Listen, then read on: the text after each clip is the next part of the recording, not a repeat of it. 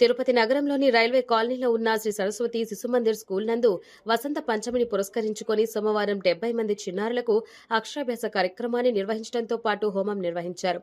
ఈ కార్యక్రమంలో 400 మంది పాల్గొని ఎంతో ప్రతిష్టాత్మకమైన అక్షరాభ్యాస కార్యక్రమాన్ని నిర్వహించడంను పిల్లల తల్లిదండ్రులు ఆనందాన్ని వ్యక్తం చేశారు.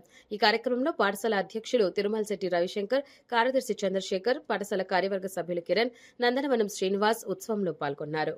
భారతదేశంలో 30,000 సరస్వతి శిశు మందిరాలు జరుగుతున్నవి. ఈ శిశు మందిరాల లక్ష్యం మంచి విద్యార్థులుగా తయారు చేయటం, క్రమశిక్షణ కలిగిన విద్యార్థులను తయారు చేయటం, దేశభక్తులుగా తయారు చేయటమే ఈ సరస్వతి శిశు మందిరాల లక్ష్యం. మన రాయలసీమలో సరస్వతి విద్యాపీఠం అనంతపురం సమితి ఆధ్వర్యంలో 75 స్కూల్స్ జరుగుతున్నవి. ఈరోజు మేము వసంత పంచమి సరస్వతి మాత పుట్టినరోజు అక్షరాభ్యాస కార్యక్రమం నిర్వహిస్తున్నాము.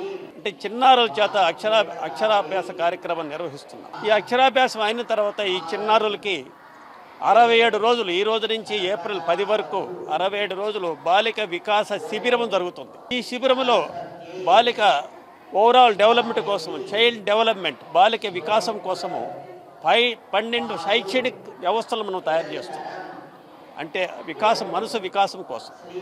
దానిలో ఒక ప్లేగ్రౌండ్ కానీ, ఒక ప్రయోగశాల కానీ, ఒక గృహము కానీ, ఒక తోట కానీ, ఇట్లా 12 శైక్షిక వ్యవస్థలని 67 రోజులు ఒక వికసించేటటువంటి ఒక చైల్డ్ని తయారు చేస్తాం.